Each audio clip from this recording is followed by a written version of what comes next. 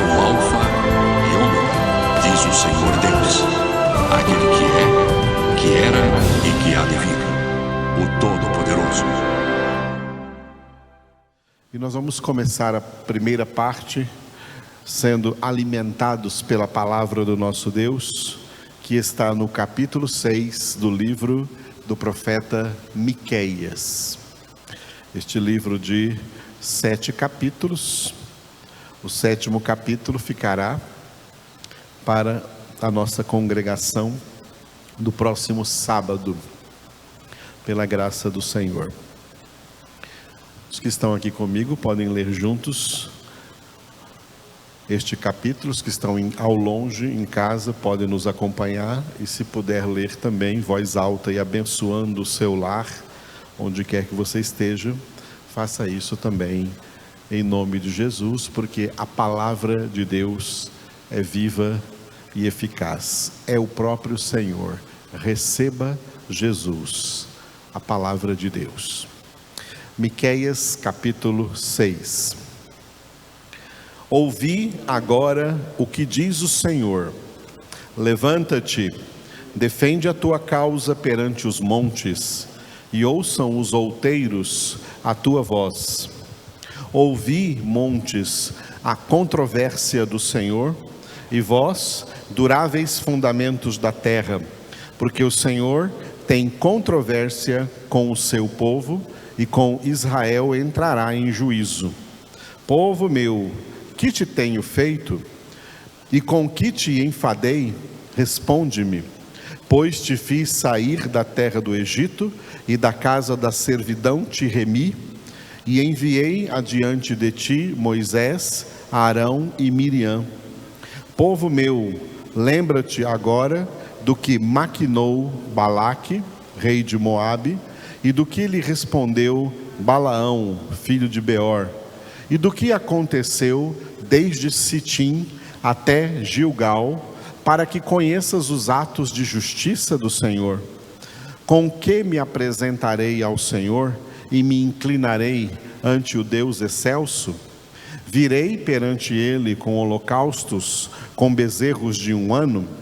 Agradar-se-á o Senhor de milhares de carneiros, de 10.000 ribeiros de azeite? Darei o meu primogênito pela minha transgressão, o fruto do meu corpo pelo pecado da minha alma? Ele te declarou: ó homem, o que é bom e que é que o Senhor pede de ti?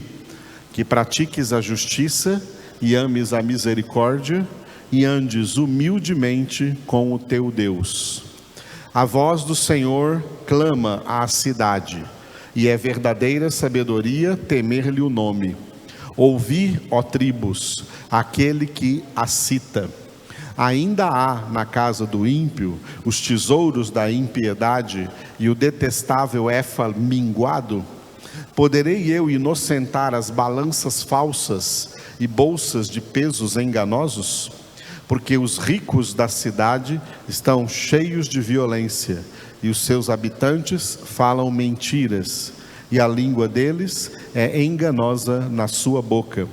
Assim também passarei eu a ferir-te, e te deixarei desolada por causa dos teus pecados. Comerás e não te fartarás, a fome estará nas tuas entranhas. Removerás os teus bens, mas não as livrarás, e aquilo que livrares eu entregarei à espada. Semearás, contudo não cegarás, pisarás a azeitona, porém não te ungirás com azeite. Pisarás a vindima, no entanto não lhe beberás o vinho, porque observaste os estatutos de Onre e todas as obras da casa de Acabe, e andaste nos conselhos deles. Por isso eu farei de ti uma desolação, e dos habitantes da tua cidade um alvo de vaias. Assim trarei sobre vós o opróbrio dos povos. Aleluia. Bom, para entendermos o contexto histórico deste capítulo 6, neste capítulo Deus está se dirigindo de uma maneira particular ao Israel do norte, o reino do norte de Israel. Naquela época, depois do rei Salomão, quando Israel começou a ter reis, quando Israel começou a ser uma monarquia, os 3 primeiros reis reinaram sobre toda a nação de Israel. O primeiro foi Saul, o segundo foi Davi e o terceiro foi Salomão. Mas depois do rei Salomão, o reino de Israel se dividiu em 2: o reino do norte e o reino do sul. O reino do norte era demograficamente maior, porque ele constava de 10 tribos. 10 tribos de Israel. Não vamos contar Israel como 12 tribos, mas como 13 tribos na realidade, porque uma das 12 tribos era a tribo de José. Aquele José que foi para o Egito lá, que teve a revelação do sonho do faraó, das vacas gordas, das vacas magras. José teve 2 filhos, Manassés e Efraim. Então ele teve direito a ter em Israel 2 tribos. Então, como a tribo de José, que era um dos 12 filhos de Jacó, se transformou em 2 tribos, então na realidade Israel teve 13 tribos, por causa da tribo de Manassés e a tribo de Efraim. Quando o reino foi dividido, depois do reinado de Salomão, 10 dessas tribos ficaram no norte de Israel e manteve o nome do país, Israel. E 3 tribos ficaram no reino do sul. A maior delas, a tribo de Judá, aonde estava acontecendo a linhagem do Messias. Jesus estava sendo gerada ali a sua genealogia. A tribo sacerdotal, a tribo de Levi, porque o templo construído por Salomão ficou no sul, em Jerusalém. E a tribo de Benjamim. Essas 3 tribos ficaram no reino do sul. Israel passou a ser um reino dividido. Um reino dividido não subsiste, por isso que Israel entrou numa história de fracasso após esse reino dividido. Fracasso até hoje, porque não recebeu Jesus. Bom, quando o reino foi dividido, o reino do norte se encheu de iniquidade. Vocês se lembram que lá na época do Êxodo, quando o povo saiu do Egito, e eles estavam acampados ao pé do monte Sinai, e Moisés estava no cume do monte Sinai, recebendo os 10 mandamentos e a lei de Deus.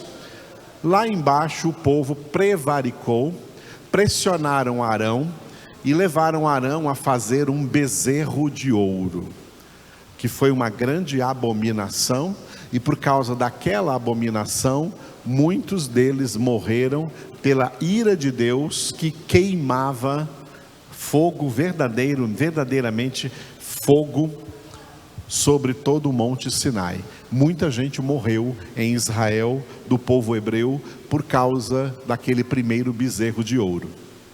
Quando o reino se dividiu, o rei do reino do sul, do reino de Judá, foi o filho de Salomão, que chamava Roboão. Mas o rei do reino do norte foi um outro rei chamado Jeroboão. E esse rei chamado Jeroboão, para impedir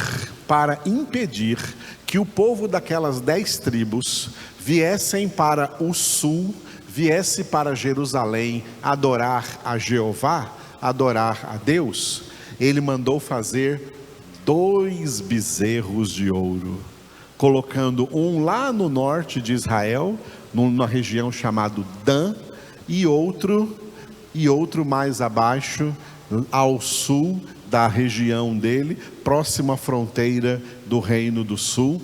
Ele mandou colocar um segundo bezerro de ouro. Ele mandou fazer 2 altares para adorar esses bezerros de ouro. E como a tribo dos sacerdotes, que era a tribo de Levi, ficou no sul, Jeroboão pegou pessoas de qualquer tribo, homens de qualquer tribo, e por conta dele mesmo, ordenou essas pessoas em sacerdotes para oferecerem sacrifícios diante desses 2 bezerros de ouro. Portanto, essas 10 tribos do norte, esse reino do norte, excitou a ira de Deus. E Deus manda uma mensagem para eles aqui, nesse capítulo 6, de que eles serão destruídos pelo cativeiro assírico. O cativeiro dos assírios vieram e destruíram essas 10 tribos. E Deus disse por quê no versículo 16. Veja o versículo 16. Porque observaste os estatutos de Omri e todas as obras da casa de Acabe, e andastes nos conselhos deles. Por isso eu farei de ti uma desolação, e os habitantes da tua cidade um alvo de vaias, e assim trarei sobre vós o opróbrio dos povos. Quem foram esses 2? Esses 2 aí foram reis de Israel. Depois de Jeroboão, ele foi sucedido por outro rei, e assim veio uma sucessão de reis. 2 desses reis foi o Omri, e depois que ele morreu, o filho dele, chamado Acabe. Acabe foi da época do profeta Elias, e esse Acabe aí, ele se casou com uma mulher estrangeira, uma mulher da região da Ciro-Fenícia, e essa mulher trouxe para a nação de Israel, além das idolatrias que já estavam acontecendo desde que o reino se dividiu, essa mulher de Acabe, cujo nome era Jezabel, ela trouxe ainda todas as imagens dos seus deuses e dos ídolos que ela adorava, e obrigou então o povo de Israel, porque ela era rainha, Acabe era o rei, obrigou que todo o povo adorasse as suas imagens de esculturas, os seus deuses. Aquelas 10 tribos de Israel que ficaram ao norte, elas se encheram de coisas abomináveis a Deus, e neste capítulo 6, do profeta Miqueias, Deus chama a atenção deles, e essa profecia era uma profecia de que essas 10 tribos seriam consumidas, destruídas pelo cativeiro assírico. Por quê?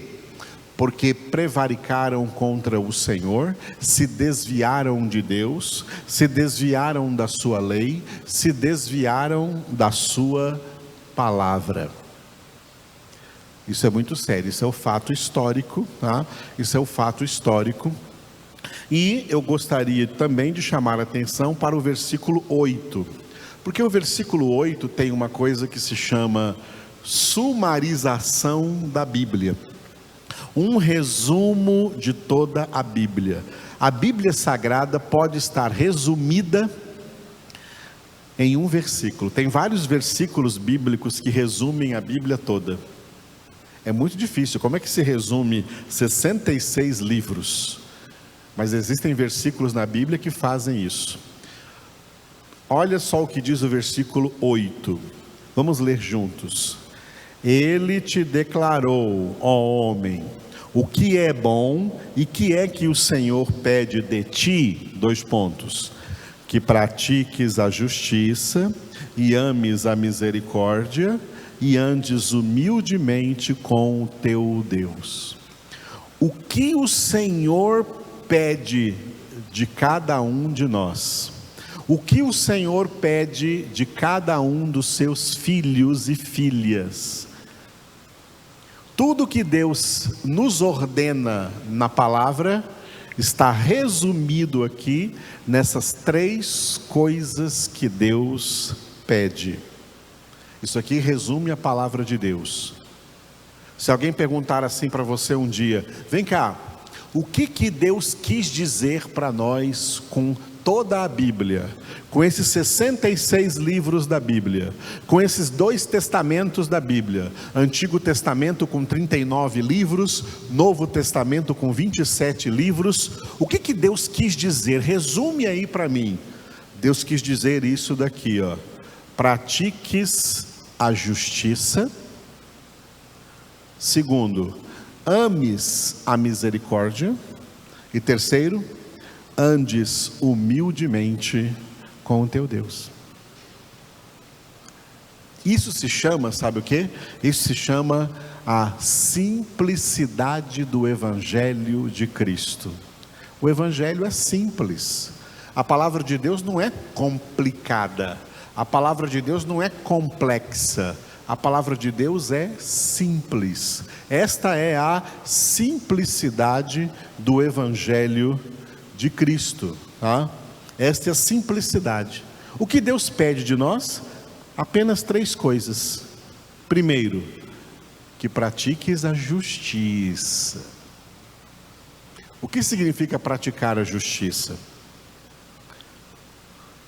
Toda injustiça é pecado, e todo pecado é injustiça.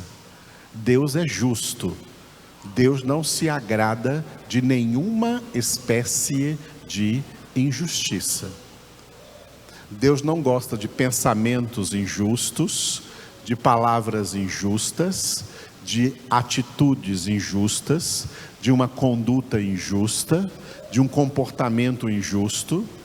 Deus não gosta de coisas injustas, porque todas as coisas injustas são pecaminosas e abomináveis aos olhos de Deus.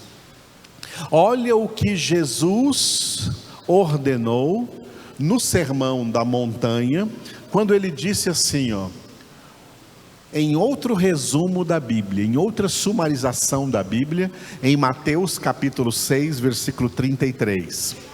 Buscai em primeiro lugar o reino de Deus e a sua justiça. O que é buscar a justiça de Deus? O que é praticar a justiça de Deus? A justiça de Deus, que é o oposto extremo da justiça dos homens. No livro do profeta Isaías está escrito que a justiça dos homens pode ser comparada a panos ou trapos sujos de iniquidade. É isso que está escrito nas nossas Bíblias em português, porque talvez os tradutores tiveram algum pudor para escrever isso. Mas em hebraico está escrito assim, lá no livro do profeta Isaías: a justiça dos homens é semelhante a trapos sujos de sangue de menstruação. É essa palavra que está literalmente escrita na língua hebraica. Essa é a justiça dos homens. Aqui nessa terra não há justiça. Como homens pecadores iriam desenvolver ou criar a justiça, um sistema justo? Não há sistemas justos aqui nessa terra. Essa terra é cheia de injustiça. E o que Deus ordena para os seus filhos que vivem aqui nessa terra é: não sejam injustos como as pessoas do mundo são injustas. Vocês, meus filhos, são chamados por mim a praticar a justiça, a serem justos. A justiça de Deus, ela é sinônima da sua santidade. Deus é justo porque Deus é santo. Deus é santo porque Deus é justo. E quando Deus nos ordena na palavra que é uma outra ordem, uma ordem de Deus, um mandamento de Deus, que resume todos os mandamentos de Deus na Bíblia Sagrada, é o mandamento: sede santos. Sede santos é a mesma coisa que dizer sede justos. Buscar então a justiça de Deus, praticar a justiça, pratiques a justiça, tá? Estamos aqui em Miqueias, capítulo 6, versículo 8, tá? 3 coisas que o Senhor pede. Primeira, pratiques a justiça. Significa o quê? Pratique apenas coisas santas. Pratique apenas o que é santo. E não se esqueça que falar também é uma prática humana. Faz parte dessas práticas. Fale coisas santas. Haja de maneira santa. Faça o que é justo. Faça o que é reto. Abandone tudo que é injusto diante de Deus. É isso que Deus pede. Fazendo isso, segunda coisa que Deus faz questão é: ames a misericórdia. 1, pratiques a justiça. 2, ames a misericórdia. Amados, as heresias que entraram nas igrejas evangélicas nos últimos 40 anos formaram um povo evangélico impetuoso, um povo evangélico violento, não uma violência física, mas uma violência de palavras. Um povo que não tem escrúpulos para jogar pedras nos pecadores, para julgar e condenar pecadores por causa de seus pecados.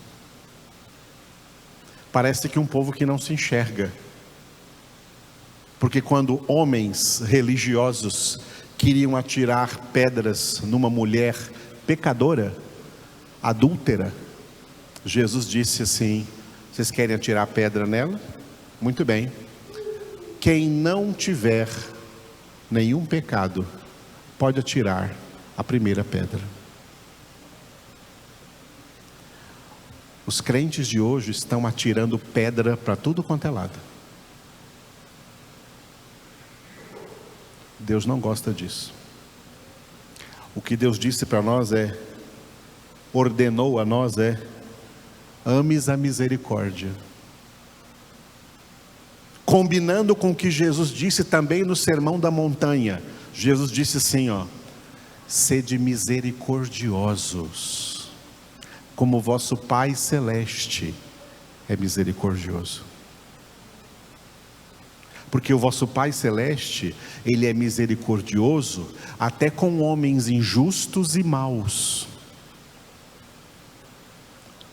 Em Efésios capítulo 5, versículo 1, Paulo exortou assim, sede imitadores de Deus, como filhos amados. Se o nosso Pai é misericordioso, até com homens maus, até com homens injustos, quem somos nós para ficar atirando pedras nos pecadores? As pedras que os evangélicos hoje, ou ditos evangélicos hoje, jogam nos pecadores, sejam eles quem forem, e sejam quais forem seus pecados, seja político corrupto, seja homossexual, ou seja prostituta, ou seja o que for, nós não estamos aqui para tirar pedras nessas pessoas, nós estamos aqui para ser misericordiosos com elas, como o Senhor foi misericordioso conosco.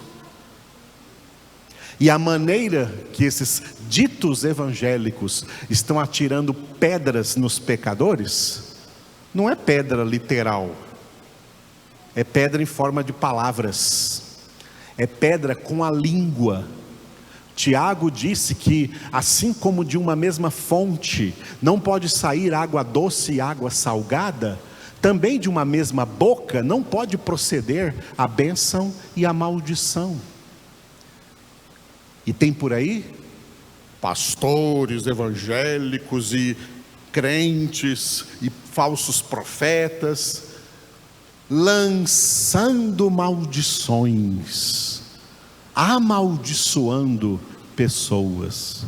Nós não amaldiçoamos ninguém. Nós somos ministros da bênção e não ministros da maldição. O que nós temos que lançar para os pecadores não são pedras. O que nós temos que jogar para os pecadores é evangelho. O que Jesus ordenou é: pregai o evangelho a toda criatura.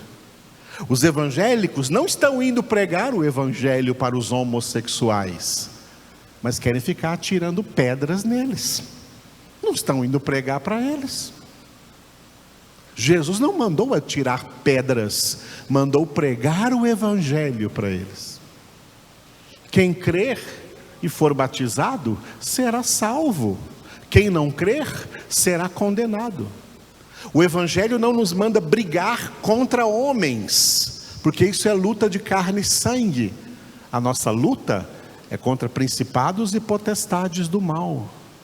É no campo espiritual, não é no campo humano, relacional, diretamente com as pessoas, xingando, brigando, amaldiçoando, clamando pelo mal contra essas pessoas. Quem faz isso está pecando, porque a ordem de Deus é: ames a misericórdia.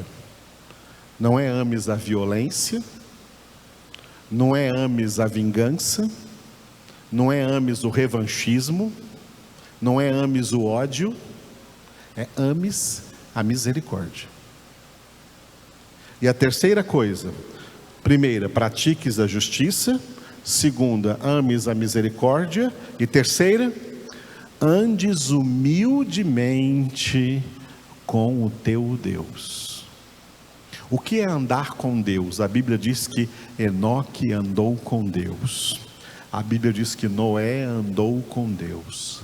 Andar com Deus é andar em obediência à sua palavra. E humildemente, o ensinamento de Jesus para nós, em Mateus capítulo 11 foi: aprendei de mim que sou manso e humilde de coração. Ontem à noite ainda falei sobre isso. Olha uma das diferenças entre o verdadeiro evangelho e as heresias que estão sendo pregadas por aí nas igrejas.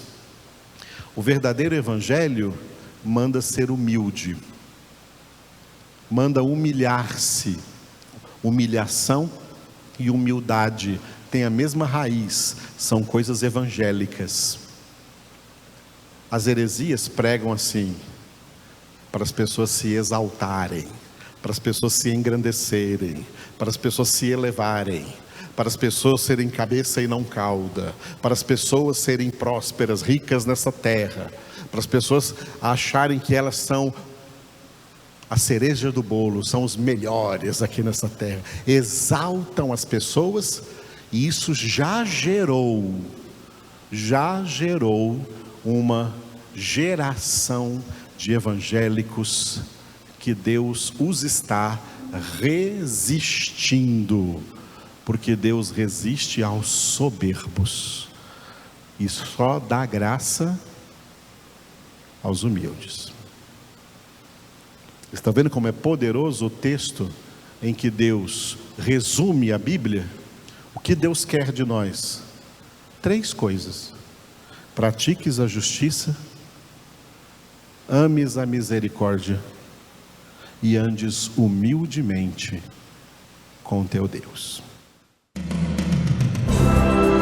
Eu sou o Alfa e Ômega, diz o Senhor Deus, aquele que é, que era e que há de vir, o Todo-Poderoso.